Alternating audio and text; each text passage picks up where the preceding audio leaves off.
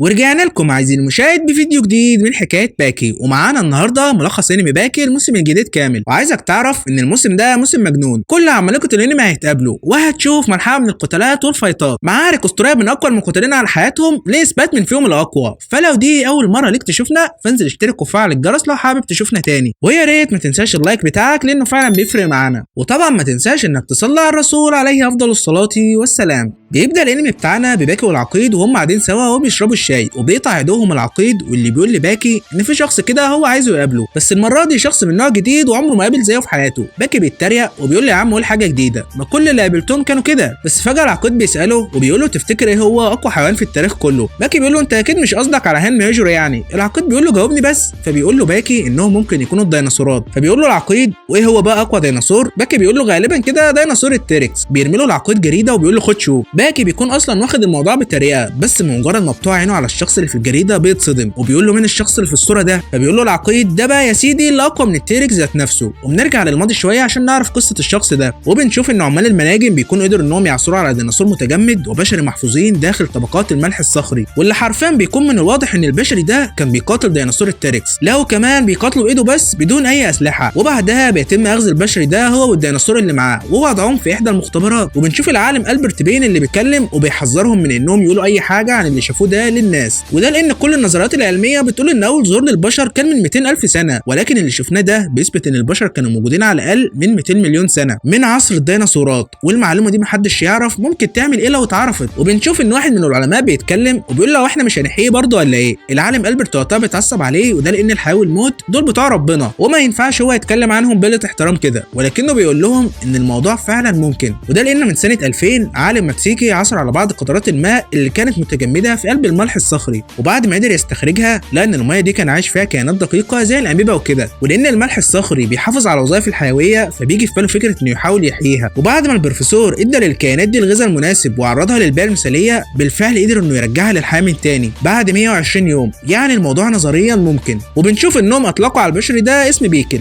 وبعدها بيتم نقله لاحدى المختبرات الحديثه لمحاوله احيائه، وبنشوف انهم ظبطوا درجه الحراره والجو عشان تكون هي نفسها اللي كانت موجوده في عصره، ووصلوه بكل الاجهزه اللازمه على امل انه يصحى. ولكن بعد مرور 91 يوم بيكل لسه نايم ومفيش اي مؤشر على انه ممكن يصحى. وبنشوف بعدها الين اللي بيروح يقعد على المكتب وبيقول شكل كده التجربه فشلت، وفي خلال ما بيكون عمال بياكل شوكولاته كده بتيجي في باله فكره جهنميه، وبيروح للمكان اللي محفوظ فيه الديناصور وحرفيا بياخد حته منه عشان ياكلها. وفي نفس الاثناء بيكون العالم البرت بيحلل جسم بيكل، واللي بيكتشف وسط صدمته ان اخر حاجه بيكل اكلها هو لحم ديناصور التيركس، وده معناه حاجه واحده بس، وهي ان بيكل قدر انه يصطاد التيركس وكمان ياكله. وبنروح لايرين واللي بسبب طبخه لحته اللحمه بتنتشر الريحه في المكان وبتروح لعند بيكل. وايوه في اللحظه دي بيستيقظ بيكل من نومه العميق اللي دام ل 200 مليون سنه. بيكل بيكون مصدوم، وده لانه بقى حرفيا في عالم تاني ومش فاهم اي حاجه من اللي هو شايفها حواليه، لكنه بيبدا يشم ريحه حاجه هو عارفها كويس قوي. وبنروح لايرين واللي في خلال ما هو بياكل بيتفاجئ بالدبابه البشريه اللي واقفه وراه بجسم كله عضلات وبطول اكتر من مترين، ووقتها جسم ومخ ايلين بيقفوا من الصدمه. وعلى غير المتوقع بنشوف ان كل اللي بيكل بيعمله انه بياخد حته اللحمه وبيبلعها بقطمه واحده، ولما بيشم في ايلين بيعرف ان طعمه مش هيكون حلو فبيسيبه. ايلين الغبي وقتها كرامته بتنح عليه، بيروح يطلع المسدس من الدرج عشان يواجه بيه بيكل، لكن على مين؟ ايلين بيضرب 3 رصاصات على بيكل لكنها حرفيا ما بتقدرش انها تخترق حتى جلده، مجرد اصابات خفيفه. بيكل بيستغرب من شكل الرصاصات وفجاه بيرميها على ايلين بسرعه كبيره جدا وبتخترق كتفه. ايلين وقتها بيبقى مرعوب وبيحاول انه يهرب منه. الواد بيبقى حاسس انه في فيلم رعب، حط نفسك مكانه يا صديقي. والمشكله انه دايما بيكون لوحده بالليل في المختبر، بيفضل يضرب عليه نار لكن مفيش فايده. بيكل بيمسكه بيفضل يرج فيه زي الحشره، وبعدها بيديله واحده بيخبطه في الحيط. وبعد ليله طويله وايلين كل ده مستمر في الهروب منه بينجح اخيرا انه يوصل لعند المكان المحفوظ فيه الديناصور، وبمجرد ما بيفتح الباب بيكل وقتها بيشم ريحه الديناصور فبيسيب ايلين الغلبان وبيخش. وقتها ايلين بيقفل عليه الباب وبيحبسه، وبعدها ايلين بيطلب الشرطه على المكان وبيجي العالم البرت على المكان. ولما ايلين بيحكي له على اللي حصل بيقاطعهم الشرطي واللي بيقول لهم ان هم ممكن ما يقدروش يقبضوا عليه حي، فبيقول له العالم البرت مش هتقدروا تقبضوا عليه من الاساس ولمصلحتك فروح اطلب الجيش حالا. الشرطي لما بيعرف اسمه انه العالم اللي حصل على جائزه نوبل بيحترمه، ولكنه بيقول له ان ده مجرد مجرم واحد ومهما بلغت قوته فمش هيبقى كينج كونج يعني. وفي نفس اللحظه بيتم مقاطعتهم من الوحش بيكل اللي حطم الجدار وفي قمه غضبه. الشرطي لما بيشوفه بيقول لهم اتصلوا حالا بالمقر الرئيسي واطلب 20 راجل دعم، لا خليهم 30. بيكل المجنون وقتها بيجري عليهم وبيشيل عربيه من عربيات الشرطه وبيطيرها حرفيا وبيولع لهم في المكان. الشرطي بيقول لهم اطلبوا الجيش حالا. العالم البرت بيقول لهم بيكل غاضب، سرقته فارسته والديناصور اللي كان بيقاتله مات وكمان صح لقى نفسه في عالم تاني. بيوصل الجيش بعدها على المكان وبسبب مكانه العالم البرت فبيوافق على طلبه انهم يقبضوا عليه حي. ده غير ان بيكل اصلا يعتبر كنز ثقافي واهم من اي رئيس دوله. وبالفعل القائد بيجهز سلاحه الجديد عشان يجربه على بيكل. وبالفعل بيبدا الاشتباك ما بين بيكل والاله. بتمسكوا الاله من رقبته لكن حرفيا بيكل بيديها بوكس بيكسر لها الدرع المعدني بتاعها. بقى هو ده سلاحك الجديد؟ الراجل وقتها بيتوتر وبينسى حوار انهم يقبضوا عليه حي. بيستعمل سلاحه السري عليه واللي هو الدوران. ولكن بيكل الوحش ما بيفرقش معاه الكلام ده. بيرفع الاله كلها على بعضها وبيطيرها بعيد وبيهزمها بكل سهوله. وبسبب اللي حصل ده فبيتم استدعاء اقوى جيش في العالم، الجيش الامريكي واللي معاهم العقيد. ولما بيوصلوا على المكان بيخرج العقيد وبيقول لهم استنوني هنا. وهو رايح له بيبدا يقلع في هدومه وفي خلال ما هو عمال بيبص يمين وشمال على الدمار اللي بيكل عمله وتدميره لعربيات الشرطه والجيش حس بالاحباط وخيبه الامل. حس ان كل الاسلحه والمعدات الحديثه اللي قدر البشر وقتهم بيصنعوها ضعيفه قدام راجل قوي. بيروح العقيد يقعد معاه وبيبقى عريان زيه. والاول مره منذ استيقاظ بيكل شاف المره دي عينين مش عايزه منه حاجه. بيمد له العقيد ايده وبيقول له تعالى معايا، انا اعرف ناس كتير شبهك، تعالى معايا لليابان. بيكل وقتها بيفهم قصده وبيمد له ايده وبيروح معاه. وبعدها بنشوف بيكل والعقيد وهما بيشاهدوا الاخبار بعد ما تم كشف خبر بيكل للعالم. بيوصل بيكل على المطار وهو محاط بافراد من الجيش وعمال بيبص يمين وشمال ويتفقد المكان. وبيكل وقتها لما بيشوف نظرات البدايه ده بيترعب وبيتوتر. بيبص للعقيد وبيقول له الشخص ده قوي بصوره مجنونه. وفي الوقت ده بتروح صحفيه عند بيكل عشان تحاول تتكلم معاه. ولكن الصدمه هنا ان بيكل من مجرد ما بيشوف بنت بتسيطر عليه شهوته وحرفيا من غير اي مقدمات كده بيتحرش بيها على البث المباشر وتحت انظار العالم كله. وبالرغم من محاولات الجنود انهم يبعدوه عنها لكن حرفيا بيكون بدون فايده. وبعد ما بيخلص عملته دي بينام على الارض في مكانه ولا كأن حاجه حصلت. وبتنتشر اخبار عملته دي للعالم وبيعملوا مظاهرات بيطالبوا فيها بقتل بيكل. وده لان الصحفيه كانت مشهوره. وقتها بيطلع عالم البرت يبرر اللي حصل. بيشرح لهم شويه عن نظريه انقراض الديناصورات وبيقول لهم ان لازم تكونوا فاهمين ان وجود بيكل في حد ذاته يعتبر معجزه. الموضوع مش هيتكرر تاني. انا زعلان والله على الحادثه المؤسفه اللي حصلت للصحفيه، ولكن لازم يا جماعه تفهموا انه جه من كوكب الارض قبل 200 مليون سنه من دلوقتي، يعني حرفيا كانه جاي من كوكب تاني. فكل القيم والاخلاق اللي عندنا دي ما تفرقش معاه بربع جنيه. وفي نفس الوقت بنشوف هانما يجري وهو قدام المكان اللي موجود فيه بيكل وجاي يلقي التحيه عليه. يجري البجح عايز يخش من الباب الامامي عينك، طب خش من ورا يا اخي. ولما بيحاول يدخل واحد من الجنود بيوقفه فبيطيروا يجروا من قدامه وبيسخن في جسمه دم عيله هانما. شكلهم كده عايزين تموتوا. ووقتها هالة يجري بتخاف الجنود وبيبداوا في انهم يهاجموا بعض. واحد فيهم ما بيلاقيش حد يضربه فبيضرب نفسه. ووقتها يجري بيقول لهم كفايه فبيبطلوا. بيقول لهم اللي انتوا عملتوه ده كان الصح. لو كنت حاولتوا تهربوا من غير قتال كان زماني قتلتكم، وحتى لو كنتوا قتلتوني كنتوا هتموتوا برضه. فالخيار الصح هو اللي انتوا عملتوه ده. وبيعفوا عنهم. وبعدها يجري بضربه واحده بيكسر القفل فبيتفتح الباب وبيخش. وبنروح لريتسو اللي تسلل المكان هو كمان. وده لانه من ساعه ما شاف بيكل في الاخبار فالحماس واخده وما بقاش عارف يسيطر على نفسه من غير ما يقابل بيكل. ومش محتاج اقول لك على براءه ريتسو اللي بيقدر بكل سهوله انه يتجاوز الحراسه المشدده من غير اي مشاكل. ده لدرجه انه بيفضل ماشي ورا جندي من الجنود وبيطابق انفاسه وتحركاته معاه. وبنروح للمكان اللي بيبقى محتجز فيه بيكل واللي بيبقى بدايه جدا وبسيط عشان يناسبه. وبنشوف ان ريتسو بعد ما تخطى كل الدفاعات قدر يلاقي المكان اللي موجود فيه بيكل واللي بيبقى حرفيا قاعده جوه قاعده. بيرمي الحبل بعدها وبيخش من على السطح. ولكنه بيتفاجئ ان بالفعل مدخل التهويه بيكون مفتوح هو كل المداخل اللي بعده. وده معناه ان في حد سبقه ووصل قبله. ولما بيوصل بيلاقي شينوجي خلص على الجنود ورابطهم. وبيقول له شينوجي هو انت كمان جاي عشان تقاتل بيكل؟ بس انا جيت هنا اول يا معلم، يعني انا اللي هقاتله اول. وفي نفس اللحظه بيتفاجئوا بواحد بيكسر دمره الديناصور وبيخرج منها. وبيقول له قصدك انا اللي جيت هنا اول وانا اللي هقاتله. وبيطلع ان دوب وريتشي هنا هو كمان. وقبل ما يكمل كلامه بيلاقوا جاك اللي خارج لهم من تحت الميه. حتى انت هنا يا جاك. ومن تحت السرير بيطلع لهم جوكو اسطوره الجودو وبيكسر الحته كاتسومي ابن دوبو. وبينزل لهم من السقف جاكو ملك البحار. دي بقت حفله حرفيا. عملوا القتال كلهم هنا عشان يقاتلوا بيكل. بس اخونا بيكل اصلا في الوقت ده بيكون نايم جوه الشجره. وده لانه من الاخر مش معتبرهم تهديد ليه. في نفس اللحظه جاك بيدي ضربه برجله في الشجره عشان يصحيه. وبالفعل بيصحى بيكل. بيخرج لهم العملاق ده من الشجره وبيقف السبع مصدومين قدامه. فجاه بيحس بيكل بتهديد وبيبص يمينه. هانما يجري وصل وبيقول له اهلا بيك في المستقبل يا عم بيكل.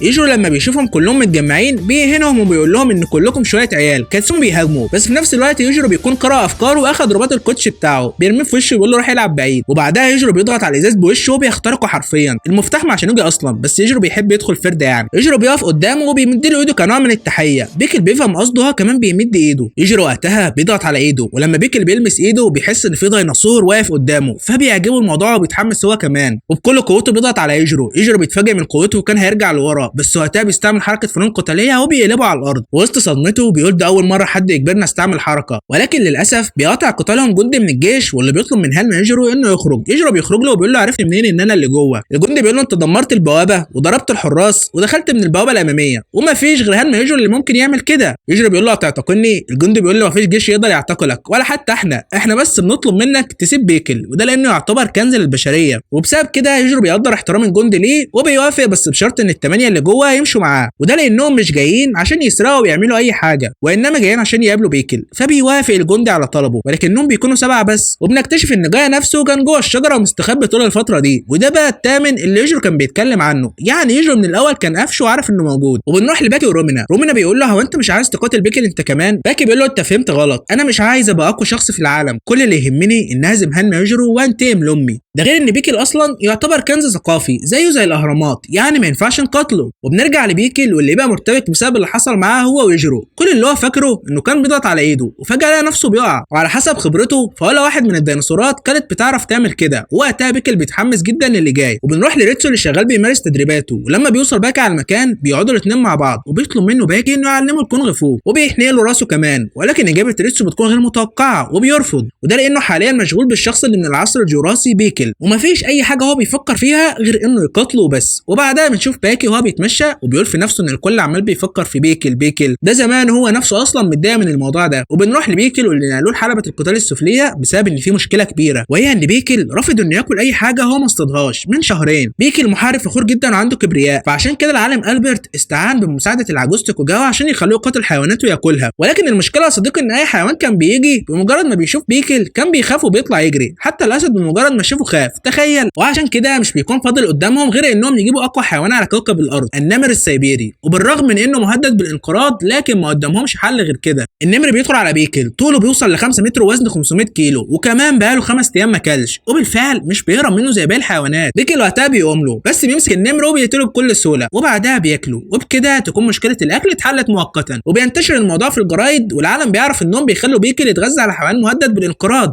بيطلع البروفيسور البرت بين وبيعلق على الموضوع وبيقول لهم بقى انتوا زعلانين على ان حيوان واحد هينقرض؟ بيكل وجوده بحد ذاته معجزه، مش مشكله لو انقرضت فصيله او حتى فصيلتين، بيكل اهم منهم بكتير. لا ده لازم نخلي بيكل كمان يتغذى على 500 نمر الموجودين كلهم. ريتسو لما بيشوف كده في الاخبار يقول ما بدهاش بقى، ما بيقدرش يسيطر على حماسه اكتر من كده. بيلبس هدومه وبيروح لعند العجوز توكوجاوا بيقول له انا سمعت ان عندكم مشاكل وانكم مش عارفين تاكلوا بيكل، انا يا سيدي جايب لك حل المشكله، اسمح لي ابقى انا طعام بيكل. ريتسو المجنون بيقدم نفسه كطعام لبيكل وكل ده عشان يقاتله. توكوجاوا بيكون رافض، وده لان ما ينفعش يقدمه انسان كوجبه طعام، ولكن لما ريتسو بيفهمه انه اصلا مش ناوي يخسر العجوز في النهايه بيوافق. وبالفعل في اليوم اللي بعده بيستعد ريتسو للقتال، ولما بيعرف البروفيسور بيبقى هيتجنن، بقى يتخلوا بشر عادي يقاتل بيكل، بمجرد ما القتال يبدا بيكل هياكله. توكوجاوا والعقيد بيقول له ما تخرس بقى يا عم، ودي بتبقى المره الاولى حرفيا ان حد يقول له اسكت. ريتسو وقتها بيبدا يقرب على المكان، وفي اللحظه دي بيكل بيستشعر ان في حد قوي جاي عليه، وريتسو بيدخل عليه دخله لولبيه والاثنين بيستعدوا للقتال. وبنشوف ان ريتسو بيقرب منه عن قصد عشان يشوف مدى قوته، ولكن حرفيا بيكل بيديله ضربه بيطيره وبيلزقه في سور الحلبه. ريتسو بيقوم وبيفهم ان ما ينفعش يقاتله بقوته الجسديه خالص، ولازم يستعمل كل اللي يقدر عليه من فنون قتاليه. بيكل لما بيجري عليه ريتسو بيديله اكله في نص وشه وبعدها بيوقعه على الارض، ومش بس كده ده بيديله اكله ثانيه في وشه ويتوقعه على دماغه. بس الغريب اننا بنشوف ان الدموع بتبدا تنزل من عينين بيكل فجاه. ريتسو بيديله ركله في وشه تاني وبعدها بيفضل يديله في ضربات على دقنه وفكه، وده عشان يحاول يفقده وعيه. وحرفيا كده صديقه بينهال عليه بكل انواع الضربات على دقنه، وبعدها بيطير عليه وبيديله ركله بيطيره وبيكمل عليه ب6 ضربات على دقنه، وكل ده على امل انه يتسبب له بارتجاج في الدماغ. كل اللي واقفين بيكونوا مصدومين، العالم مش مصدق ان ازاي في بشري يقدر يقاتل بيكل كده. ريتسو بيقول في نفسه ان المفروض بيكل يكون بيعاني من ارتجاجات في الدماغ دلوقتي، بس الكلام ده بقى لو صاحبنا انسان عادي. بيكل بيدي ريتسو ضربه على دماغه بيلزقه في الحيط، ريتسو من الضربه بيدخ وبيقع على الارض، وقتها بيمسكوا بيكل وحرفيا بياخد قطمه منه بكل وحشيه وبيبدا في التهامه. ريتسو بيحاول يبعد عنه بس بيكل مصمم ومش بيسيبه وبياخد منه قطمه كمان، الظاهر كده طعمه عجبه. ريتسو بعد معاناه بيقدر انه يفلت منه بعد ما اتصاب جامد في كتفه والدم بيتطاير منه، ووقتها ريتسو بيستوعب ان الشخص اللي قدامه ده ما تاثرش بربع جنيه بكل اللكمات اللي خدها في وشه. ريتسو بيقلع حذاءه وقفازاته وبينطلق عليه بكل قوته، بس بيكل بيديله واحده بيريحه على الارض. ريتسو بيكون مش قادر يتحرك وفي قمه الاحباط، المهارات اللي عمرها اكتر من 4000 سنه وقضى عمره كله يتعلمها ملهاش اي تاثير عليه. ريتسو وسط صدمته واحساسه بالاحباط وخيبه الامل بيبدا يبكي وبيقول انا ما عادش هستخدم المهارات دي من تاني. بيبدا انه يجري على بيكل ويهاجمه بهجمات عشوائيه وعبيطه كده. بيكل بيكون مستغرب ومش فاهم حاجه، بدل اللي كان طاير في الهواء من شويه. بيكل لما بيزهق منه بيكون لسه هيضربه، لكن المفاجاه هنا ان ريتسو بيصدها لا اراديا منه باستخدام الفنون القتاليه. هو مش المفروض قال انه مش هيستعملها؟ بيكل بيديله ضربه كمان وبرده ريتسو بدون ادراك منه بيصدها، وبعدها الواد بيطير عليه وبيديله ركله في وشه بيطيره. ريتسو هو مستغرب من نفسه بيبدا انه يسمع صوت بينادي عليه، والمفاجاه انه بيكون ريتسو نفسه، او بمعنى صح خيال ريتسو او الصوره المثاليه منه، وبيقول له بالرغم من انك تخليت عن الفنون القتاليه لكن الفنون القتاليه ما تخلتش عنك. ثق في نفسك يا ريتسو، قاتل بكل حريه. وبيودعه. في اللحظه دي بتنفجر قوه ريتسو وبينزل ضرب في بيكل، وبيديله ضربه في نقطه ضعف بيكل الوحيده، وبكل قوته بيديله ضربه على راسه وبيقع بيكل على الارض وهو مهزوم قصاده. الثلاثه اللي بيتفرجوا وقتها بيكونوا في قمه الانبهار من اللي ريتسو عمله، وانه خلاص كده نجح في هزيمه بيكل. لكن بنتفاجئ ان البروفيسور بيقول لهم كلام غير كده، وبيقول لهم بصراحه ما كنتش متوقع ان ريتسو هيقدر يصمد في القتال مع بيكل كل الوقت ده، لكن خلاص كلها ثواني وريتسو هيخسر. العجوز توكوجاوا بيكون هيتجنن من كلامه وبيقول له هو انت ما بتشوفش ولا ايه؟ ده حرفيا ريتسو هو اللي هزمه. الضربه اللي اخدها في دماغه من شويه ده زمانه بيعاني في ارتجاج في المخ دلوقتي، او ده اللي كنا فاكرينه. وبنكتشف صديقي ان بيكل اصلا كل ده حرفيا بيكون ما تاثرش بكل ضربات ريتسو. البروفيسور بيقول له انا عذرك لانك ما تعرفش، احنا بعد ما عثرنا على بيكل عملنا له شويه فحوصات وكنا مصدومين وقتها من مدى قوه عظام الرقبه عنده اللي حرفيا من عالم تاني، كانها رقبه اسد او نمر. فعشان كده مهما ريتسو عمل ومهما وجه له من ضربات فكلها مش هتقدر تحرك دماغ بيكل من مكانها. وفي اللحظه دي بيكل بينط من مكانه وبيتخذ اقوى ضعيه هجوميه عنده، واللي بنعرف انه ما بيستخدمهاش غير ضد اقوى اعدائه، وده عشان معتبر ريتسو قوي. ريتسو لما بيشوف وضعيته بيشبهها بوضعيه الاسد وهو بينقض على فريسته، وبيصمم انه مش هيحاول يتفادى الضربه وانما هيحاول يصدها. في اللحظه دي بينطلق بيكل بسرعه جنونيه على ريتسو وبيفشخه حرفيا، بيطيره بره الحلبه خالص، وبينتهي القتال بالضربه دي من غير ما يلحق ريتسو يعمل اي رد فعل. وكل اللي بيتفرجوا بيبقوا منبهرين من قوه بيكل، ووقتها بتبدا الدموع تنزل من عينين بيكل، وده لانه وقت العشاء اجى والوجبه يبقى هو ريتسو نفسه. بيكل زعلان لانه بقى معتبر ريتسو صديقه ولكنه مضطر ياكله عشان هو ده قانون الطبيعه. من الاخر بيكل بيودع ريتسو عن طريق انه ياكله. بيحاول توكوجاوا انه يوقفه ولكن بيكل بيقول له ابعد انت دلوقتي. بياخد رجل ريتسو وبيبدا انه ياكل فيها، وقبل ما يكمل على باقي جسمه بيجي البروفيسور وبيديله حقنه منومه، وبعدها بيتم نقل ريتسو للمستشفى لمعالجه جروحه. ولما بيصحى بيكون حزين جدا ومحبط، وده لانه خلف بوعده لبيكل بانه هيبقى وجبه ليه لو خسر. في اللحظه دي بيدخل باكل اللي جاي يزوره بعد ما سمع عن اللي حصل. بيقعدوا الاثنين مع بعض بعدها وبيفضل ريتسو يحكي له عن قد ايه هو محبط لانه خالف مبادئه وما قدرش يوفي بوعده لبيكل، ولكن باكي بيهون عليه وبيقول له انه المفروض يكون فخور بنفسه لانه فقد رجليه لكنه ما فقدش مبادئه. وبعدها بيخرج باكي من عنده وهو بيتمشى حرفيا بيبقى في قمه حماسه لما بيعرف ان بيكل بالقوه دي كلها. وبنروح لمنظمه الشينشيكاي عند دوبو وكاتسومي، وفي خلال تدريبهم بيجي لدوبو مكالمه من العجوز توكوجاوا بيحكي له فيها عن اللي حصل لريتسو. وبعد ما بيعرف كاتسومي بيتعصب وبتحصل خناقه كده بينه وبين دوبو، وده عشان كاتسومي بيكون عايز ياخد حق ريتسو ويخلص على بيكل. وبنعرف يا صديقي ان بيكل بيكون فاق اصلا من تاثير الحقنه وحطم من البوابه الحديديه دي وهرب. وبنعرف ان مفيش اي شخص في التاريخ كله قدر انه يحطمها غير واحد بس، وطبعا انت عرفت مين هو، هانو يجري بنفسه. وبعدها بنشوف شخص ضخم وهو بيتمشى في المدينه وبيدور على حد يتخانق معاه. في خلال ما بيعمل زي الناس فجاه بيتم سحب وسط اكياس القمامه من غير اي رحمه، وطبعا مفيش غيره. بيطلع ان الشخص ده هو بيكل، وبعد ما بيخلص عليه بياخد هدوم عشان يتجول بيها. في خلال ما هو بيتمشى بيكون مستغرب من شكل المدينه والانوار، وده لانه كان عايش في عصر الديناصورات وكل ده غريب عليه. وفي خلال ما هو بيعدي الطريق بتيجي فجاه شاحنه وبتخبطه بالطياره بعيد، وطبعا بيكل بيقوم ولا اي حاجه، وبسبب تفكيره المحدود بيفكر ان الشاحنه دي تبقى وحش وهجم عليه، فحرفيا بيروح عليها بيرفعها وبيدمرها، ومن حسن حظه بيلاقي جواها لحمه فبيفكرها الغنيمه وبيبدا ياكل فيها. وبنروح لكاتسومي اللي بقى بيتمرن بكل قوته عمال بيفكر في كلام هانو يجري ليه، وبنعرف بعدها ان ابوه دوبو عينه فجاه رئيس المنظمه، ولكنه بيبقى حاسس انه مش قد المنصب ده، ولكنه بيكون مصمم على قتال بيكل مهما حصل. وفي خلال كده بتجيله مكالمه من احد اتباعه وبيعرف اللي حصل في المدينه من بيكل، فبيجمع كل الاعضاء بتوع منظمه الشينشيكاي وبيامرهم بالبحث عن بيكل والانتقام لريتسو، وده لانه كان في يوم من الايام احد المعلمين في المنظمه دي. وبنشوف بعدها بيكل هو واقف مع شخص كده واللي بيكون صاحب احد النوادي الليليه، ومفكر ان بيكل زبون، وبقى منبهر من قوه جسمه وضخامته وعمال يكلم فيه، ولكن بيكل طبعا مش بيكون فاهم اي حاجه. وفي الوقت ده بيجي واحد من اعضاء منظمه شينشيكاي وبيقول له ان بيكل تبعهم وهيجي معاهم. وبنروح بعدها لكاتسومي وابو دوبو واللي بيكون رافض ان كاتسومي قاتل بيكل، وبيقول له ان انت كده كده مش هتقدر تهزمه. فبيقول له كاتسومي زمان لما كان في حد بيختلف معاك في الراي كنت بتقترح عليه مباراه كاراتيه واللي يفوز رايه هو اللي هيمشي. وبالفعل بيتقاتل الاثنين وبيقدر كاتسومي انه يتغلب على ابو دوبو وبيلبس هدومه عشان يروح على مكان بيكل ويقاتله. وبنروح لبيكل والشخص اللي معاه اللي بيكون رافض يسلمه، لكن بمجرد ما بيشوف قوه الناس اللي من المنظمه بيتخلى عن بيكل في ثواني. وفي نفس اللحظه بيوصل على المكان هانا ياماكورو، بيبص بصه كده على بيكل وبيعرف انه قوي جدا. اللي من المنظمه بيحاول يقول له ان بيكل تبع منظمتهم لان دي اوامر كاتسومي، ولكن واحد من اتباع هانايما بيجي وبيثبته بسكينه. بس اللي من المنظمه المنظمه بيديله في وشه وبيطير السكينه من ايده، فبتروح السكينه لعند بيكل وهناياما، فبيمسكها الاثنين في وقت واحد، وكل واحد فيهم بيبدا يضغط على ايد الثاني، وبيحصل اشتباك بالايدي ما بينهم لدرجه ان السكينه مش بتستحمل الضغط ده وبتتكسر نصين. فبيحس بيكل بالحماس، ومن غير اي مقدمات بيدي الهناياما واحده بيطيره بعيد على الناس. الشخص اللي كان معاه السكينه لما بيشوف كده بيتعصب وبيهجم على بيكل، ولكن حرفيا ده يا دوب بيزغزغه، فبيمسك بيكل ايده وبيكسرها زي ما تكون ورقه. بيكل بيحاول ياخد بعضه ويمشي، ولكن اللي من المنظمه بيقف قصاده وبيحاول يمنعه، بينزل فيه ضرب في كل جسمه، ولكن بيكل ولا الهوا بيديله ضربه فبيريحه. بيجي بيكل يمشي، لكن هناياما بيقف قصاده وبيقول له مش هتمشي من هنا. بيكل بينقض عليه وبيحاول يزقه، لكن حرفيا بيتفاجئ ان الوحش هناياما بيثبته تماما في مكانه، وبيحس بيكل انه بيقاتل ديناصور من العصر بتاعه، ووقتها بيبدا هناياما انه يزقه وبيقدر انه يرجعه لورا. بيكل بيبقى في قمه حماسه، وده لانه اخيرا هيقدر يقاتل حد بكل قوته. في خلال ما بيكل لسه هيقاتله، هناياما بيقول انا كده دوري خلص، وبيوصل باكي على المكان وبيشكر باكي هناياما، وده لان كان بينهم اتفاق ان هناياما يثبت بيكل في المكان ده. باكي لما بيشوفه اول مره على الحقيقه بيكون منبهر من جسمه ومدى ضخامته، وحرفيا بيكون كل الناس اللي واقفين متحمسين جامد اللي هيحصل، وده لان باكي حرفيا اتقن كل الفنون القتاليه، فالكل مستني رد فعله. ولكن بنعرف اساسا ان باكي التافه مش بيكون جاي هنا عشان القتال، وانما لما عرف ان بيكل هرب كان عايز يقابله ويلقى عليه التحيه مش اكتر، وطلب من هناياما انه يساعده. بيكل بقى اول ما بيشوف باكي بيمدله ايده كنوع من انواع التحيه، فبيفرح باكي هو كمان بيمد ايده، لكن حرفيا في نفس اللحظه بيكل بيعمل نفس حركه يجروا معاه وبيكون هيقلب باكي على الارض. باكي وقتها بيتحمس جامد، ودم عيله هانما بيسخن، ما بيقدرش يسيطر على نفسه، ومن دون ادراك منه بيدي البيكل شلوط في وشه، لكنه بيرجع يتاسف له وبيقول له انا اسف يا اسطى ما كنتش اقصد. ولكن بيكل ما بيعملش رد فعل، بيبدا انه يمشي ويبص لباكي زي ما يكون بيقول له تعالى معايا، وبالفعل بيروح معاه. وبعدها بيجي كاتسوما على المكان، ومجرد ما بيعرف ان باكي وهناياما اخدوا بيكل ومشوا بيتعصب جامد، وبيحس ان محدش عامل له اعتبار اصلا ومش معتبرينه مقاتل. وبنروح بعدها لباكي وبيكل اللي بيكون اخدوا اصلا على حلبة القتال السفليه اللي كان هرب منها من الاول، وده معناه ان بيكل من الاخر بيطلب انه يقاتل باكي. باكي بيكون متحمس وبيبقى لسه هيقاتله، ولكن هناياما بيفكروا بحاجه باكي عملها زمان وراح ضحيتها ناس كتير بسبب تهوره، فبيرجع باكي في كلامه وبيقرر انه مش هيقاتل. ولكن حرفيا في نفس اللحظه بيكل بيدي الباكي ضربه في نص بطنه بيطيره مسافه كيلو بعيد، وباكي حرفيا ما بيقدرش انه يتحرك بعدها وبيغمى عليه من قوه الضربه. في نفس الوقت بيبدا بيكل انه يرقص رقصه النصر، وبنروح لكاتسومي اللي بيكون شغال بيتدرب تدريب قاسي جدا وعمال بيمشي على صوابعه، وبيفتكر كلام ابوه دي زمان وهو بيقول له ان لو قدرت تستخدم قبضتك صح فوقتها هتقدر حتى انك تهزم تور. ولكن كاتسومي بيقول في نفسه ان لو كان خصمه تور كان زمان الموضوع اسهل بكتير، ووسط حيرته انه مش عارف يعمل ايه عشان يقدر يتغلب على بيكل بيوصل على المكان ريتسو وبيقول له انا سمعت اشاعه كده، وهي انك انت واعضاء الشينشيكاي عايزين تنتقموا ليا، ده انا اللي مدربكم ومعلمكم من الفنون القتاليه، وحرفيا ما كانش عندي اي فرصه قدامه، انتوا بقى هتقدروا. كاتسومي بيقول له انا عارف انها وقاحه، ولكن بعد ما سمعت انه هزمك فبقيت عايز اقاتله انا كمان. يعني من الاخر كاتسومي اخذ الموضوع حجه عشان يقاتله مش اكتر، وريتسو بعد ما بيسمع كلامه بيفهمه وبيقول له انه بالرغم من اصابته ولكنه هيعلمه كل اللي هو يعرفه عن الكونغ فو. وبنشوف بعدها توكوجاوا ويجيرو بعد ما سمع عن هزيمه ابنه باكي، وبيفضل يتريق على باكي وبيقول انه فاشل، وده لانه اتهزم بسهوله كبيره من بيكل، بس بيقول لتوكوجاوا انهم محظوظين، وده لان بعد اللي حصل مع باكي فغالبا بقى متحمس جدا دلوقتي ومش هيعرف ينام فتره طويله من غير ما يقاتل بيكل. وبنروح بعدها لباكي واللي بيبقى نايم وهو بدوره كمان عمال يتريق على ابوه يجيرو، وبيقلد نفس طريقه كلامه بطريقه مضحكه كده، وده لانه عارف ان يجيرو هيفضل يعيب عليه ويقول عليه فاشل بعد ما يسمع عن هزيمته. وبنشوف صديقه ريك لبيكل واللي بتبقى حرفيا لسه معلمه على جسم باكي من قوتها، وزي ما يجيرو قال بيبقى باكي حرفيا في قمه حماسه بعد الضربه اللي اكلها من بيكل، وبيبقى باكي خلاص بقى بيعتبر بيكل صديقه ليه، وبيقول في نفسه انه لو قدر يتدرب معاه فهيقدر بالطريقه دي انه يزود قوته ويتغلب على هانما يجيرو. وبنرجع لريتسو وكاتسومي واللي بيكونوا بيحاولوا انهم يتقنوا لكمه معينه في الكاراتيه، وده عشان يستخدموها في قتالهم ضد بيكل، ولكنهم بيعرفوا ان حتى الضربه دي مش هتكون كفايه عشان يقدروا يهزموا بيها بيكل، فعشان كده بيفضلوا يتدربوا وبيحاولوا انهم يحسنوها، وده عن طريق انهم يزودوا عدد المفاصل اللي هيستخدموها في الحركه دي. وبسبب موهبه كاتسومي الكبيره فبيقدر انه يزود قوه اللكمه دي ويستخدم فيها 27 مفصل، ومنهم مفصل راسه، وبعد ما بينفذها بتعمل صوت عالي جدا، وبيقف ريتسو وهو مبهور وبيقول له انه باللكمه دي فممكن نقدر نتغلب على بيكل. ولكن فجاه بيدخل عليهم امبراطور البحر كاكو، وده يبقى معلم ريتسو واعظم لاعب كونغ فو على وجه الارض، واللي بنعرف ان عنده 146 سنه. المعلم كاكو بيكون سمع كل كلامهم وشاف كل حاجه من الاول، وبيقول لهم ان 27 مفصل ده رقم قليل جدا، الخيال ملوش حدود، وبيقول له ان لو انت عايز تزود عدد المفاصل في جسمك فتقدر انك تعمل كده زي ما انت عاوز لو استخدمت مخيلتك، بمعنى انك تتخيل انك عندك 100 او حتى 1000 مفصل وتستخدمهم في الحركه دي. وبالفعل بيخلي ريتسو يجيب بيضه كده وبيقول وبيقول لهم اتفرجوا هي دي القوه الحقيقيه، وبينفذ المعلم كاكو الضربه بتاعته واللي بتبقى حرفيا تجاوزت سرعه الصوت لدرجه ان ريتسو نفسه مش بيكون لحق يشوفها، وبيقول لهم انه في الضربه دي ما استخدمش غير مفاصل ايده بس، ولكنه تخيل انه عددها اكبر بكتير، وبالطريقه دي يقدر يزود سرعه اي لكمه زي ما هو عايز. وبنروح لبيكل واللي بيبقى البروفيسور رش غاز منوم على المنطقه، وده عشان يحاول يمنع بيكل من الهروب من تاني، ولكن توكوجاوا بيفاجئه وبيقول له ان بيكل مش هيحاول يهرب المره دي، وده لانه بقى عارف انه لو فضل في المكان ده فهيقدر يحصل على الطعام وكمان ناس يقاتلهم، ولكن البروفيسور مش بيقتنع بكلامه. وفي خلال كده بيقوم بيكل اللي بيبقى حرفيا مش متاثر بالغاز ولا الهواء، حرفيا دبابه، وبيحاول انه يمشي، ولكن العجوز توكوجاوا بينادي عليه ويقول له استنى شويه يا بيكل وهيجي لك ناس تقاتلهم قريب، فبيفهم بيكل كلامه وبيرجع ينام وسط صدمه البروفيسور. وبنروح لباكي واللي بيبقى اتقن حركه جديده وبقى بيقدر انه يخفي صحيفه كامله في ايده، وده هيسمح له انه يحرر قوه كبيره من ايده وهتكون قادره على التاثير في بيكل، وكل ده لانه متحمس لقتاله. وبالليل بيقعد ريتسو والمعلم كاكو ودوبو وروتشي مع بعض، وبيقول له دوبو اننا اسفين عشان ازعجناك وطلبنا منك انك تدرب كاتسومي. وبيعرف المعلم كاكو من دوبو ان ريتسو كان هزم كاتسومي بضربه واحده قبل كده، فبيستغرب المعلم كاكو جامد وبيقول له انه مش مصدق ان ده حصل، وده لان كاتسومي موهوب لدرجه هو نفسه ما يعرفهاش، وبيقول ان الحركه اللي هو علمها له النهارده زمان كاتسومي اتقنها، لا اتقنها ايه ده كمان زمانه تخطاها بمراحل. وبنروح لكاتسومي واللي بيبقى بيتدرب بكل قسوه، وبعد محاولات عديده بيقدر اخيرا انه يتقن الضربه دي، وبينفذ لكمه حرفيا من عالم تاني لدرجه انها بتكسر ازاز المبنى وبيسمعها كل الموجودين في المكان. ومش بس كده، ده باكي هو كمان بيكون سمعها، وبسبب كده بيستعد هو كمان لتدريبه، وبيبدا انه يتخيل خصمه اللي هيقاتله المره دي، واللي بنكتشف انه بيطلع هو نفسه التيركس. وبعد كده بيروح كاتسومي عند توكوجاوا وبيطلب منه نفس طلب ريتسو، وهو انه يقدم نفسه كطعام لبيكل من اجل قتاله. وبالفعل بيوافق العجوز توكوجاوا، ولكنه بيشترط ان القتال يكون في ملعب بيسبول، وهنعرف بعدين ليه. وبنروح لكاتسومي اللي افتروا له القتال، وبيكون لسه متردد ومش واثق في قدرته على هزيمه بيكل. وبعد ما بيوصل على المكان بيلاقي العجوز توكوجاوا واللي بيكون جايب له والدته عشان يرفع من معنوياته، فبيحضنها كاتسومي بيودعها وبيقول لها انها اعظم ام ممكن يقابلها، وبعدها بتمشي. وفي خلال ما هم واقفين بتدخل عليهم واحده تانية، ودي بقى صديقي تبقى ام كاتسومي الحقيقيه، وده لان كاتسومي مش ابن دوبو بالدم، فمن 15 سنه كان كاتسومي بيشتغل في سيرك، ولما دوبو شافه اعجب بمهاراته وقوته الغير طبيعيه، ووقتها حصلت حادثه مؤسفه لابوه تسببت في موته، وكمان امه تخلت عنه، فدوبو اخده وتبناه، ومن وقتها وهو ما شافش امه الحقيقيه من تاني. كاتسومي لما بيشوفها على عكس المتوقع بيحضنها هي كمان، وبيقول لها انها اعظم ام ممكن يقابلها، بيطبل لكله من الاخر. وبعد ما بيخلص كل ده بيلبس كاتسومي لبس الكاراتيه بتاعه وهو متحمس ومعنوياته عاليه. بيقابل باكي في طريقه واللي بيبقى غرقان دم بعد قتاله مع التيركس، بيكمل وبيقابل بعدها ابو دوبو واللي بيقول له ما تخلينيش اضطر انقذك كنوع من التشجيع. واخيرا جت اللحظه اللي طال انتظارها، كاتسومي بيوصل على الملعب، وبمجرد ما بيدخل بيتفاجئ حرفيا ب 50,000 مشجع من منظمه الشينشيكاي اللي عمالين بيأدوا لكمه الكاراتيه الشهيره عشان يشجعوا القائد بتاعهم. كل ده بيشحن طاقه كاتسومي وبيرفع معنوياته لفوق السقف حرفيا. بيتقدم بكل ثقه وبيروح لعند بيكل بيقول له انا عارف انك هنا، اخرج لي يلا. وحرفيا بمجرد ما بيخرج له بيكل بينهال عليه كاتسومي بالضربات بكل قوه بسرعه عاليه جدا في كل اعضائه الحيويه، بيرجعه لورا في لمح البصر. بس كل ده ولا حاجه لبيكل، بيهاجمه تاني ولكن كاتسومي بيديله ضربه تحت الحزام، وبعدها بركبته بيديله ضربه في دانه لمحاوله اسقاطه. وبالفعل بيكل بيتراجع لورا ولكنه بيبدا يبتسم، بقى معتبر كاتسومي لعبه يقدر يلعب معاها. بيكل بيطير عليه وبيديله ركله في نص بطنه بيطيره بعيد. كاتسومي هو كمان قوي، قدر انه يصد ضربته ولكنها اثرت فيه. كاتسومي بيبدا يفتكر ابوه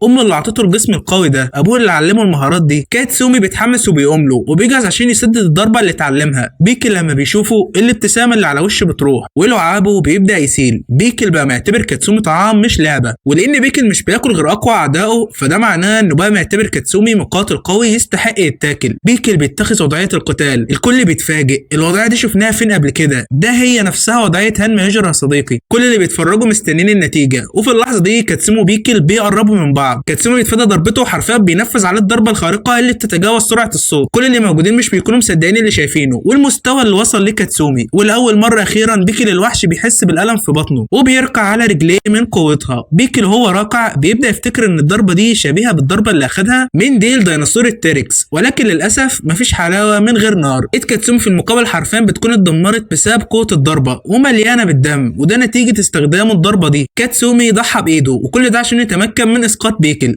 فشخص زي بيكل مستحيل تقدر تهزمه من غير ما تضحي بحاجه. الجمهور حرفيا بيكون مشتعل من الحماس بسبب اللي حصل، وفي نفس الوقت كاتسومي كان في قمه السعاده، كان عارف ان الضربه دي لازم هتاثر في بيكل حتى لو على حساب ايده. وبعدها بيكل بيقوم له وبيهجم عليه تاني، ولكن كاتسومي بيديله نفس الضربه برجله وبايده مرتين وبيدمره حرفيا، وبيقدر وبيقدر كاتسومي انه يسقط بيكل على الارض ويخليه مش قادر يتحرك، وشكل كده كاتسومي خلاص فاز بالقتال. ولكن كاتسومي هو كمان بعد الضربات دي كلها بيرقع على الارض بعد ما بقى ايدين الاتنين ورجليه متدمرين، وده كان هو الثمن اللي لازم يدفعه عشان يوصل بيكل للحاله دي. ولكن الصدمه هنا اننا بنشوف بيكل بيقدر يقف على رجليه تاني والضربات كلها ما اثرتش فيه. بيكل بياخد الوضعيه اللي قدر بيها يدمر ريتسو بضربه واحده. كاتسومي واقع وجسمه كله متصاب وشكلها كده النهايه. ولكن فجاه كاتسومي بيبدا يضحك وشكله كده مخبي حاجه، بيقول لهم ما تقلقوش انا كل ده لسه ما استخدمتهاش، الضربه اللي محدش اتعلمها غيري. كاتسومي بيقوم وبيقول له تعالى لي. ريتسو والمعلم كاكو حرفيا مش بيكونوا مصدقين ان كاتسومي قدر انه يقوم ولسه عنده حاجه يقدر يعملها. بيكل هو كمان بيضحك وبيتحمس، بياخد وضعيته وبينطلق عليه. كاتسومي في مشهد اسطوري بياخد وضعيته وحرفيا بينفذ ضربه خارقه من عالم تاني بتفشخ بيكل وبتطيره بعيد. الدم بيتناثر في كل مكان من قوتها وبيكل بيقع على الارض اخيرا وهو مهزوم. ولكن للاسف ضربه بالقوه دي كلفت كاتسومي دراعه بالكامل. دراعه حرفيا اتدمر وبقى عباره عن عظم واللحم اختفى بالكامل. كاتسومي بيتفرج عليها وبيقول كده ما بقاش عندي حاجه استعملها. بيطلع الحزام بتاعه وبيربطها وبعدها بيروح لعند بيكل واللي بيكون لسه واقع على الارض وبيوقف وقفه النصر في مشهد ايقوني حرفيا. كل اعضاء الشينشيكاي بيحتفلوا هم كمان وبيقلبوا الدنيا حرفيا من كميه الهتافات الموجوده. وكاتسومي من كتر تاثره بيحني راسه ليهم وبيقول لهم ان النصر ده بتاعكم. ولكن في خلال ما بيشكرهم كاتسومي بنتفاجئ ان بيكل بيتقلب كده. كاتسومي بيفوق من حلمه وبيعرف ان بيكل اصلا كل ده كان نايم وانه ما اتهزمش ولا حاجه وانما كان نايم مش اكتر. كاتسومي بيضحك وبيقول في نفسه ان الشخص ده من المستحيل هزيمته. وفي اللحظه دي بيتكلم البروفيسور وبيقول لهم ان بيكل بياخد استراحه مش اكتر. بيكل شاف خصمه مصاب في كل مكان في جسمه فخلاص يا معلم هيقاتله ليه. هو قرر ان احسن حاجه ممكن يعملها دلوقتي انه ينام لحد ما فريسته تموت من الاصابه وبعدها يصحى وياكلها. هو ده المنطق بالنسبه لبيكل. وبالفعل بنشوف الدموع وهي بتبدا تنزل من عينين بيكل وده لانه بيحب الناس اللي بيهاجموه وطريقته في الوداع انه يهاجمهم. وبما ان بيكل مش بياكل غير اقوى خصومه فده معناه انه بقى معتبر كاتسومي شخص قوي. كاتسومي لما بيفهم كده بيتاثر جدا وبيكون سعيد وممتن وده لان شخص زي بيكل واللي يعتبر اقوى مخلوق في التاريخ بقى بيعتبر كاتسومي قوي. كاتسومي من سعادته بيبدا يبكي وبعدها بنشوف بيكل واللي بيقوم هو كمان وبيبكي. كاتسومي بيقف قدامه وبيقول له كلني وبالفعل بيكل ما بيصدق بيهجم على كاتسومي وبياخد دراعه حرفيا وبعدها كاتسومي بيقع على الارض وبيغمى عليه. وفي خلال ما بيكل على وشك انه ياكله العجوز توكوجاوا من صعوبه المنظر بيقول له سامحني يا بيكل لكن مش هقدر اوفي بوعدي ليك وبيرفع ايده ودي تبقى الاشاره. فبيظهر قناصين في المكان وبيصوبوا على بيكل ولكن في نفس اللحظه بيتدخل دوب اوروتشي بيقول له قول لهم يوقفوا والا هخلص عليك. انت عايز تهين ابني ولا ايه؟ ابني قطع وعد البيكل انه يخليه ياكله لو خسر وعد من راجل لراجل وانت مالكش فيه. ولكن فجاه صديقي بنتفاجئ ان بيكل اصلا مش بيكون اكل كاتسومي وبيبدا يعمل علامه بايديه كده زي ما يكون بيدعي له وده لان بيكل في الاول والاخر انسان مهما بلغت وحشيته وحس بالاحترام لكاتسومي وده لانه قاتل الديناصورات بكل انواعها. ولكن الشخص ده بالرغم من صغر حجمه وجسمه لكنه كان بنفس قوه الديناصورات دول فعشان كده ولاول مره بيقرر بيكل انه يخرج من الحلبه بمعده فاضيه وبعدها بيشيلوا كاتسومي على النقاله. وفي خلال كده بنشوف ان كل اعضاء الشينشيكاي بيحنوا راسهم احتراما للي عمله البطل كاتسومي والقوه اللي اظهرها وبيكون ابوه باكي وكل الموجودين فخورين بيه وبيفضل بيكل يصرخ من الالم بعد انتهاء المعركه. وبنروح لكاتسومي اللي بقى في المستشفى بعد ما فقد ايده ومعاه ريتسو. وفي خلال كده بيدخل عليهم باكي هو مع ورد وبيقول له بكل بجاحه بس برضه ما عرفتش تفوز. ولسه ريتسو هيزعله وبيقول له كاتسومي انه معاه حق وبيقول لباكي انه بالرغم من انه خسر لكنه قاتل بكل قوته ومفيش حد عارف يعمل اللي هو عمله. وبيقول له تفتكر هتقدر تهزمه انت؟ فبيمسك باكي الورد وبيحط كله في قبضته وبيقول له ما تقلقش عليا انا ههزمه عشانك. وبنشوف بعدها يجري وهو بيتمشى بعد ما سمع عن اللي حصل لكاتسومي وبيدخل على احد الحانات وبيقعد مع دوبو. دوبو بيقول له ان التغيير اللي حصل لكاتسومي كان بسبب كلامك ليه من الاول هو اللي شجعه وخلاه عايز يتغير. وبعدها بنشوف يجري وهو بياخد السيجاره كلها في نفس واحد وبيملى المكان كله دخان. وعلى الناحيه الثانيه بنشوف باكي وهو بيتمرن وبيحاول انه يتخيل ان خصمه هو بيكل عشان يقاتله ولكن ولا اول مره بيكون باكي مش قادر يتخيله بالرغم من انه شافه على الطبيعه وده اول مره تحصل معاه وده معناه ان بيكي قوي بصوره مجنونه. وفي خلال كده بيدخل عليه ريتسو وبيكون مستغرب من المكان. باكي لما بيشوفه بيساله عن قوه بيكل وده لان ريتسو قاتله ولكن ريتسو بيقول له ان لحد دلوقتي لسه ما نعرفش قوه بيكل ومفيش حد فينا لحد دلوقتي يقدر انه يجبر بيكل يستعمل كل قوته. باكي بقى صديق في الوقت ده حرفيا بيتجنن ودم عيله هانما بيشتغل وبيشتغل حرفيا من الحماس وبيقول له انت متخيل ان في 2 قتلوه ولحد دلوقتي ما عرفوش قوته، ريتسو وقتها بيخاف وبيتخيل انه بيتكلم مع هانمي هيجرو بنفسه بسبب حماس باكي. وعلى الجانب التاني بنشوف شخص وهو مكسر كل الابواب بوحشيه وبيقتحم حلبة القتال السفلية على بيكل. ده الوحش جاك بنفسه جاي عشان يقاتل بيكل، وهنا هيبدأ القتال بين العمالقة. بيكل بيقوم وبيبقى في قمة سعادته، بمجرد ما هو في المكان ده بيجيله اكل وكمان ناس يقاتلهم، لا وكمان كل مرة حد اقوى من التاني. جاك بيقلع التيشيرت وبيقول له يلا نقاتل. وقتها جسم بيكل كله بيتحمس لانه عارف ان الشخص ده اقوى من اللي فاته، ومن غير اي مقدمات كده جاك بيجري عليه، بيشد دراعه وبيدوله على طول في نص وشه وبيرجعه لورا. جاك حرفيا ما بيهزرش، ولكن طبعا زي ما احنا عارفين ده مش بيكون ليه اثر على دماغ بيكل. جاك بيخمن ان ده بسبب بنيته اللي عامله زي بنيه فرس النهر. وبيكل بعد ما بيشوف الطريقه المباشره اللي بيقاتل بيها جاك بيتحمس اكتر، وقتها بيبدا الاثنين في انهم يتقاتلوا باسنانهم عشان يشوفوا مين فيهم اقوى من الثاني، وبيفضلوا يعضوا في بعض حرفيا بكل وحشيه زي الحيوانات. ولكن الافضليه بتكون لبيكل، حرفيا بيرفع جاك كله باسنانه من على الارض وبيفضل يلف بيه وبعدها بيرميه بعيد. وفي نفس الوقت بنشوف العجوز توكوجاوا اللي بيكون بيتفرج ومش مصدق اللي بيحصل، وبيلاقي اتصال من باكي وهو بيقول له انه عايز يقاتل بيكل. ولكن العجوز توكوجاوا بيقول له ده جاك اخوك بيقاتله قدامي دلوقتي. وبنرجع للقتال، بنشوف ان بيكل عمال بيمضغ حاجه كده وياكلها، والصدمه ان الحاجه دي تبقى وش جاك. وش جاك حرفيا بيكون اتشوه وبيكل عمال بياكله. جاك بيتعصب وبكل قوته بيسدد لكمه لفك بيكل، بيقدر انه يطير ال 200 كيلو دول في الهواء. ولكن جاك بيكون حاسس ان في حاجه غلط، وده لانه ضرب الضربه دي لاكتر من شخص قبل كده، وكل مره كان بيكسر الفك، ولكن المره دي بيكون حاسس ان فك بيكل وزنه لوحده 200 كيلو ومن المستحيل كسره. وبنشوف العجوز توكوجاوا واللي بيكون منبهر ومش مصدق اللي بيحصل. وفي نفس الوقت بيبدا بيكل ياخد اقوى قضيه عنده. البروفيسور بيقول ان السبب في كده وهو ان جاك استفز بيكل باللكمه اللي هو اداها له وخلاه عايز يخلص القتال بسرعه. وبنشوف ان ريتسو وباكي بيوصلوا على المكان. في اللحظه دي بينفذ بيكل هجومه على جاك، ولكن اللي بيحصل بيفاجئ الكل. جاك حرفيا قدر انه يصد هجومه ورماه 20 متر بعيد في صدمه لكل الموجودين. بيكل بالرغم من قوه الرميه بيقدر يقوم، لكنه بيتفاجئ بجاك اللي بيجي من وراه، بيمسكه من شعره وبيرزع دماغه في الارض، وبعدها بيشيله وبيرميه في نص الحلبه. جاك بيفضل يقول له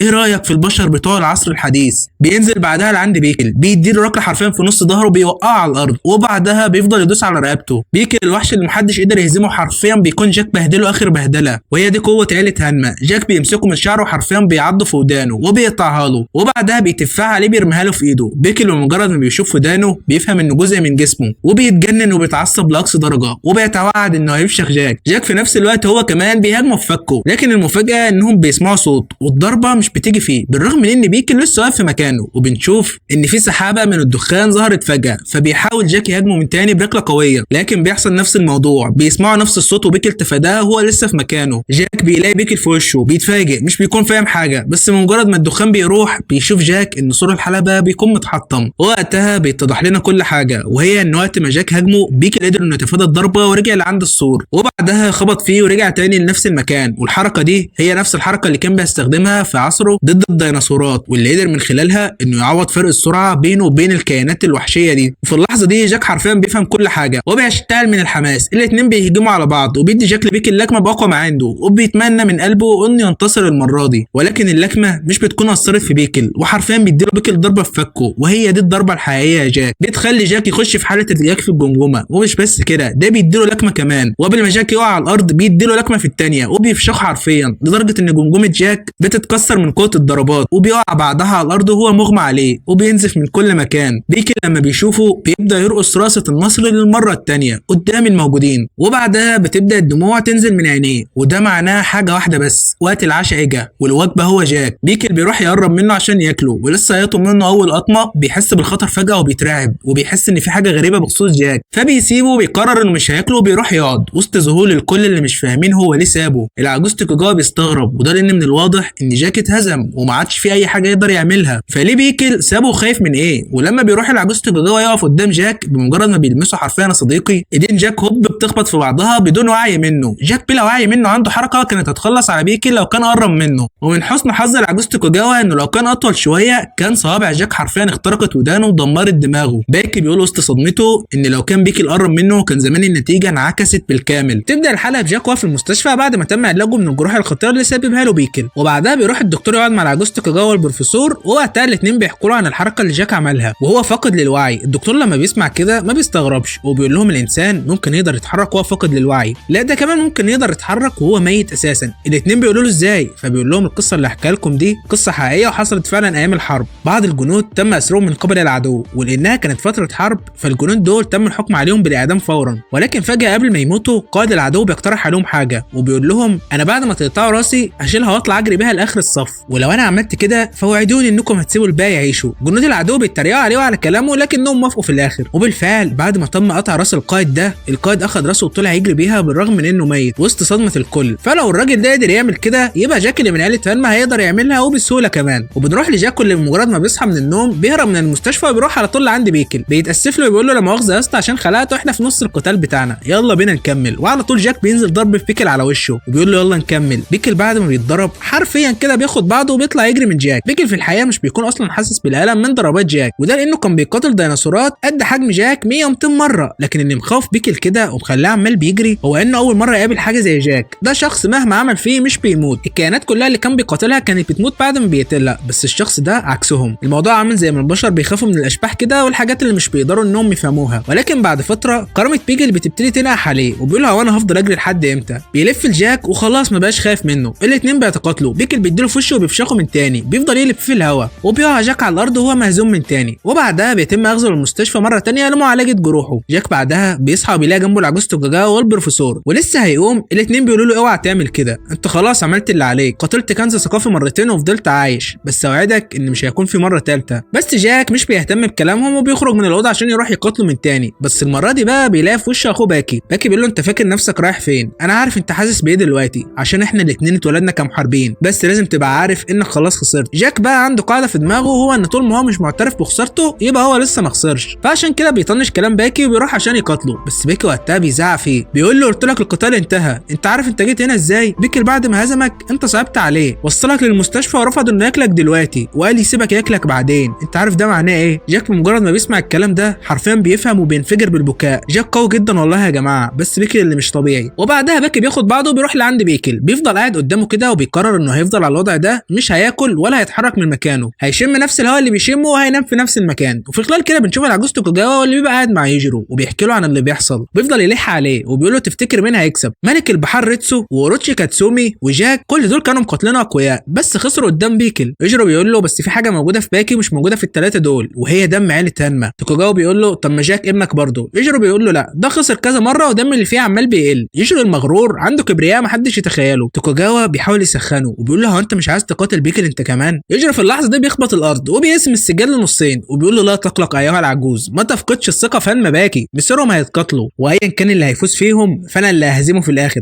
وبعدها بنشوف العجوز توكاجاوا وهو قاعد مع البروفيسور وبيقول له البروفيسور اننا حلينا مشكله الطعام بتاعه بيكل، الديناصور اللي كان محبوس معاه وزنه قطنان يعني هيكفيه سنتين، في الوقت ده هنكون قدرنا اننا نحقق نتائج ونعيد انتاج لحم الديناصور عن طريق العلم. العجوز توكاجاوا بيتصدم وبيقول له بس بيكل بيقاتل اصلا عشان ياكل. البروفيسور بيقول له ايوه، معنى كده ان بيكل ما عادش هيقاتل من هنا ورايح. بعد الكلام ده العجوز توكاجاوا بيروح يقعد مع هاناياما وبيحكي له على كلام البروفيسور. هاناياما بيقول له يا عم البرت ده يبقى عالم فطبيعي يقول كده يعني، وده لانه مش مقاتل زينا، انا بقى اشتبكت مع بيكل لفتره قصيره كده ومن اللي انا شفته فاقدر اقول لك ان بيكل من نفس نوعنا، اطمن سواء بيكل اكل او ما اكلش فهو بيحب القتال وهيقاتل حتى لو شبعان. وبنروح بقى لبيكل وباكي وهم قاعدين بنشوف ايه ان هو بيوصل الاكل لبيكل 50 كيلو من لحم التيركس. بيكل المفجوع بيبدا ياكل وفي خلال كده بيعزم على باكي ياكل معاه من اللحم الني ده. باكي بيقول نجرب مش هنخسر حاجه، والغريب ان طعمه بيعجبه وبيقعدوا الاثنين ياكلوا سوا وبعدها بيناموا. فجاه هم قاعدين بتيجي في بال باكي فكره كده، بيقوم يتمشى ناحيه بيكل وفجاه بيبدا يخبط على وشه بس بطريقه مستفزه كده، والموضوع ده بيستفز بيكل لابعد الحدود وبيهجم على باكي وبيزقه لحد اخر الحلبه. باكي وقتها بيبقى في قمه السعاده وبيقول له انا شايف انك اتطورت، انت فهمت ان الحركه اللي انا عملتها دي فيها اهانه ليك، لاول مره انت اخيرا هتقاتل عشان تدافع عن كبريائك مش عشان تاكل. باكي بيديله ركله بيبعده عنه وبركله دائريه بيديله في وشه ويوقعه على الارض. وقتها ريتسو هاناياما والعجوز بيوصلوا على المكان. ريتسو بيقول لهم انا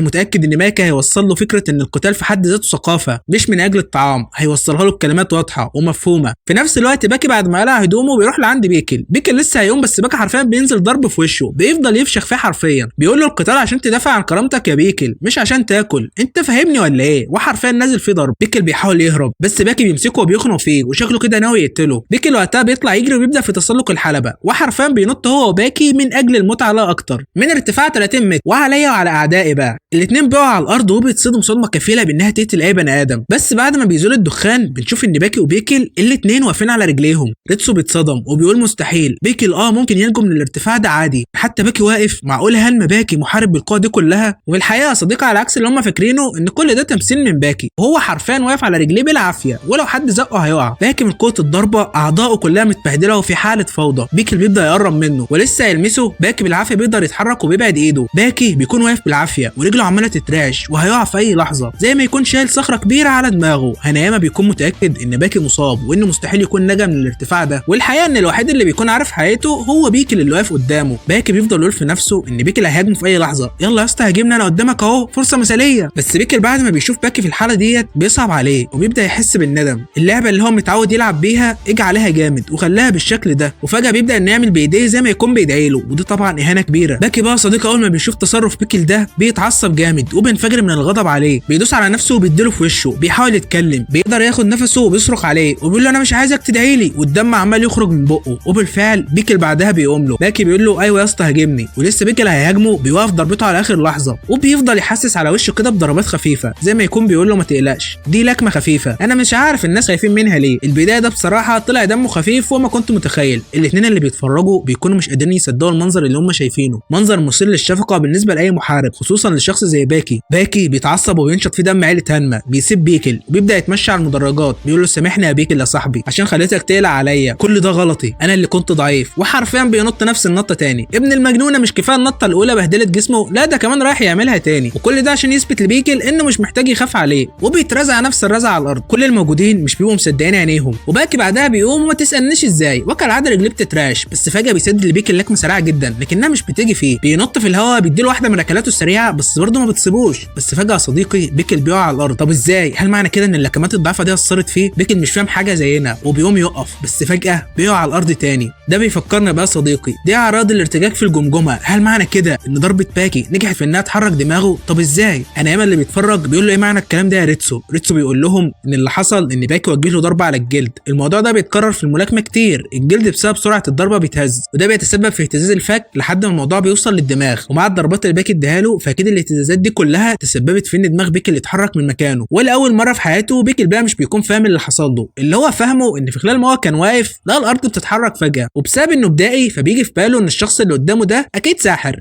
مرعب بيقدر انه يتحكم في الارض. في خلال ما بيكي بيحاول يسيطر على خوفه فجاه بنشوف ان باكي بيبدا في التمايل بجسمه بحركات غريبه وبيقول له سامحني يا بيكل بس الضربه دي هتوجعك فعلا. ريتسو اول ما بيشوفها بيتصدم وبيعرف الحركه اللي هو ناوي يعملها. انت فعلا عبقري يا باكي. باكي بيقرب منه بصفاعه على ظهره، الضربه دي اسمها ضربه الصوت. بيكي اول ما بياخدها حرفيا بيفضل يصرخ من شده الالم وبتفضل ايد باكي معلمه على ظهره. ريتسو بيقول لهم الضربه دي بتاثر على الانسانيه كلها، حتى هان ما يجرب نفسه هيتاثر بيها. الجسم بيفضل يتمايل والعضلات بيتم ارخائهم لحد ما بيبقى الجسم كله عامل زي الصوت بالظبط. وبمجرد ما الشرط ده يتحقق فخلاص ما بيبقاش في حاجه اسمها نقاط ضعف ونقاط قوه، وده لان مهما بلغت قوه الشخص فلازم هيحس بالضربه دي. وبنشوف باكي هو نازل فشخ بالضربه دي وحرفيا شغال يجلد فيه وفي كل انحاء جسمه وسط صراخ بيكل اللي مش فاهم حاجه من اللي بتحصل. بيكل بعدها بيبدا انه ياخد وضعيه دفاعيه. العجوز توكوجاوا بيقول ان كده تقريبا باكي اتغلب عليه، بس هانايما بيقول له لسه بدري على الكلام ده. وبالفعل بنشوف بيكل بيكون غاضب جدا بسبب الالم اللي تسبب فيه باكي، ووقتها بيبدا في اتخاذ اقوى وضعيه عنده، الوضعيه اللي استخدمها في قتاله ضد ريتسو وقضى عليه بيها في ثواني. ولكن باكي وقتها بيبدا في اتخاذ وضعيات كونغ فو واللي بتبقى عباره عن وضعيات لاقوى الحيوانات اللي بيكل قاتلهم. ريتسو اللي بيتفرج بيقول له بس يا ريت ما تنساش ان كل الحيوانات اللي انت بتحكيها دي هي مجرد فرائس لبيكل. لكن فجاه بيبدا باكي في اتخاذ وضعيه تانية. ريتسو بيحس انه حيوان ضخم زي الفيل، لا ده كمان اضخم، ده حرفيا بيطلع ديناصور تريسيراتوبس. بيكل بمجرد ما بيشوف الشكل ده بيتصدم وما بيقدرش يكمل في وضعيته. باكي اللي حجمه ما يجيش نص حجم بيكل، حتى حجمه شبيه بحجم اقوى عدو بيكل واجهه في حياته، بحجمه الضخم وعزيمته لسحق بيكل. ومش بس كده، ده احنا كمان بنشوف ان باكي بيبدا في محاكاه كل انواع الديناصورات حتى التيركس نفسه. بيكل لما بيشوف بيقول ما بدهاش بقى، الساحر اللي بيقدر يتحكم في الارض بيقدر كمان انه يتحول لديناصورات. بيكل بقى مرعوب. باكي بسرعه كبيره جدا بيهاجم كل الحيوانات دي في وقت واحد، بيمسك ايده وبيفشخها في الارض. بيكل بيفتكر انه تم عضه من التيركس نفسه ولسه هيقوم بيلاقي بيكي بيهاجمه تاني، لكن بنتفاجئ ببيكل اللي بياخد وضعيه اقوى من اللي استخدمها ضد ريتسو وهو بيستعد للهجوم. وبالفعل بينطلق باقصى سرعته على باكي عشان يدمره، لكن كل اللي موجودين بيتصدموا، وده لان الوحش باكي بيكون طياره بعيد وبيعمل حركه بايده كده زي ما يكون بيهش دبانه. المفاجاه الاكبر اننا بنشوف ان باكي بيبدا يعمل زي الناس في المكان اللي بيقعد فيه بيكل وبيقول له المكان اللي انت بتحب تقعد فيه بقى بتاعي خلاص، والمكان بتاعك بقى بتاعي. والموضوع ده بيعصب بيكل لابعد الحدود، بينزل للحلبه بكل غضب وحرفيا بمجرد ما بيقرب منه باكي بيكل بيديله واحده على راسه، بيجيب اجله على الارض ويفضل يدوس عليه برجله وبيضرب فيه بكل غضب بسبب اللي هو عمله لحد ما حرفيا بيخليه يلزق في الارض. ولسه بيحاول باكي يقوم بس بيكل مش بيسيبه وبيديله ضربه خارقه من عالم اخر بتخليه يطير لاخر الحلبه. وفي ظل ما باكي المجنون طاير في الهواء حرفيا بيبدا يتخيل القتالات اللي ممكن تحصل من بيكل والناس اللي هو يعرفهم، وخصوصا هالما يوجيرو لسه بينزل على الارض. بيكل على طول ما بيستناش عليه وبيديله في وشه بيطيره بعيد ولسه هيهاجمه تاني، لكن وقتها باكي بيبدا انه يفتكر قوه ابوه هالما يوجيرو ومدى سرعه ضرباته، وبيبدا في تفادي كل ضربات بيكل بكل سهوله، وبيكل ما بقاش قادر على اصابته، وبسبب كده بيستغرب ومش بيكون فاهم اللي بيحصل. بيحاول يهاجمه تاني لكن باكي بيتفاداه بسرعه كبيره جدا لدرجه انه بيوهمه انه مر من خلال جسمه. بيكل بيستمر في الهجوم عليه ولكن كله بدون فايده. بيكل خلاص بقى مقتنع ان الشخص ده ساحر وبيقدر يمر من خلال جسمه. ريتسول بيتفرج بيكون في قمه الانبهار ومش مصدق المستوى اللي وصل ليه باكي، بيفضل يقول في نفسه اذا كان هيقدر ينفذ نفس الحركات اللي باكي بيعملها دي ولا لا. بيكل مستمر في الهجوم على باكي وباكي عمال بيتفادى الضربات لحد ما فجاه بيجي من وراه وبيديله ضربه بكل قوته في نقطه ضعف بيكل الوحيده. بيكل من كتر الالم بيفضل يلف في الارض ويتلوى من كتر الالم. بيكل بعد كل اللي حصل فيه من باكي والاستفزاز ده كله بيوصل حرفيا لاقصى مراحل الغضب، وباكي وقتها بيبدا جسمه كله يترعش من الخوف، بيعرف انه عصبه. بيكل بيوم هو كله غضب، بيبدا ياخد اقوى ضعف قتاليه عنده وبتبدا تظهر ندوب غريبه على جسمه محاوطه جسمه كله، ومن شكلها فده معناه حاجه واحده بس، وان دي من اسنان التيركس. بيكل كان شخص اصلا قدر انه ينجو من فك التيركس زمان، وبنشوف كمان ان بيكل بيعيد ترتيب مفاصله وبيتحول للشكل المرعب ده، وهو ده بقى الشكل الاخير ليه. باكي وقتها على الرغم من خوفه لكنه بيكون سعيد، وده لانه قدر يظهر اقصى قوه لبيكل. ومن هنا بقى هيبدا القتال اللي بجد. بيكل بكل قوته بيدي الباكي ضربه بيطيره لاخر الحلبه. باكي لسه هيتحرك بيلاقي بيكل اللي بسرعه خارقه بيجي عليه ولسه هيهاجمه، ولكن في اللحظه دي بنتفاجئ بباكي اللي بيرد البيكل ضربه بنفس القوه. باكي وقتها بيزعق فيه وبيقول له احنا ابتكرنا الفنون القتاليه وما اهملناش حاجه. بيكل بيتعصب عليه وبيهاجمه بكل قوته، بس الصدمه ان باكي بيصد هجومه بكل سهوله وفي نفس الوقت بيديله ركله قويه جدا في نص وشه. باكي عمال بيفتكر كل اللي هو مر بيه والظروف والتدريبات الشاقه اللي هو عدى بيها عشان يقدر يوصل للمستوى ده. لكن مش هو بس، بيكل هو كمان مر بنفس الحاجات اللي وصلته انه يكون بالقوه دي كلها. باكي بيبدا يحس ان زي ما يكون بيكل بيقول له انا كمان مريت بنفس الحاجه، وفي اللحظه دي بيبدا بيكل يهاجمه بكل قوته، بس باكي هو كمان ما بيسكتلوش. باكي بيبدا بهجوم المضاد وبيقرر انه مش هيتفادى الضربه ولا حتى هيحاول يصدها، بل هيهاجمه في نفس الوقت اللي هيهاجمه فيه، وحرفيا بيتحول القتال لقتال سرعه وبينهال الاثنين على بعض بالضربات. ولكن سرعان ما بنشوف ان التفوق بيظهر لصالح باكي اللي بينزل ضرب فيه في كل حته وبسرعه كبيره جدا لدرجه ان بيكل مش بيلحق يعمل اي رد فعل وبيتم محاصرته تماما. بيحاول يستخدم نفس الضربه اللي استخدمها ضد جاك، لكن باكي بيقدر يستعملها زيه وبيختم القتال بركله قويه جدا بتطير بيكل في الهواء، وخلاص كده القتال بقى شبه محسوم لباكي. لكن عشان ابننا فيه عاده وحشه فهو بيحب يفوز في القتالات بطريقه مباشره بدون استخدام للفنون القتاليه، فعشان كده بيروح لعند بيكل وبيتحداه في قتال مباشر بدون اي فنون قتاليه، وبالفعل بينهالوا الاثنين على بعض بالضربات. لكن سرعان ما بيتحول القتال لقتال معتمد على قوه التحمل، وطبعا مش محتاج اقول لك ان سرعان ما ظهر ان الافضليه الكاسحه بتكون للوحش بيكل، واللي بيقدر اخيرا انه يتغلب على باكي ويفوز عليه. بس هناياما بيكون لي راي تاني، وهو ان باكي هو اللي فاز، وده لانه حاصر بيكل وكان هيقدر يفوز عليه باستخدام الفنون القتاليه